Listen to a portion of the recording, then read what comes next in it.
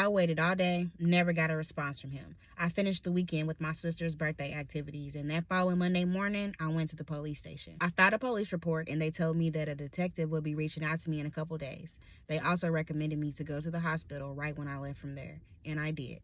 A couple days went by, and the detective did call. We scheduled a time to meet up and talk that following week, and he had said if I hadn't washed the clothes yet, that I should bring them so he could send them off to be tested.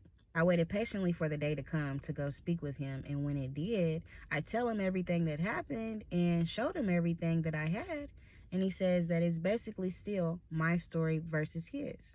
He said that still an investigation would be conducted and that my clothes would still be sent off to get tested. He said that he would reach back with me and stay in touch and keep me updated on everything. The next week after speaking with him, he calls me and he says, "Oh, I spoke with Mr. Million, and I can assure you that he's not in this area anymore." And I said, "What's that supposed to mean?"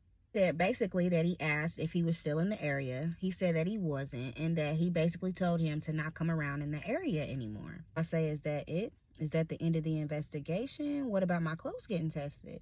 And he says that it could take from 3 days to 3 weeks to 3 years for clothes to get tested. So after my clothes got tested, then that's when they can determine the end of the investigation. He's like, "Of course, though, in the midst of all that, if you have any questions, then just feel free to call me." And when we got off the phone, I was just so irritated. A week had went by, and one morning when I had woke up, I had just felt so uneasy and like he had just needed to be accountable for what he did. I got on Google, I Googled his name again, and when I seen any name and any number that was associated to and with him, I called it. It was a list of different names and different people, but they all had the same last name. So, of course, I'm thinking that they're all relatives. So I'm calling this number, that number, this number, that number. Then I finally get a number that I had called. Somebody picked up. When she answered the phone, I was like, "Hello, is this so-and-so? And are you related to Mr. Million?" And she was like, "Yes, this is her, and that's my grandson. What has he done? What did he do?" And I said, "Well, he told me that his name was this and that basically he owes me money." She was like, "Oh, Lord, oh my goodness. I knew something was going on with him. I didn't have a good feeling when he came over here the other day. Da-da-da this, da-da-da that." She had kept saying how she didn't have a good feeling about something that was going on with him.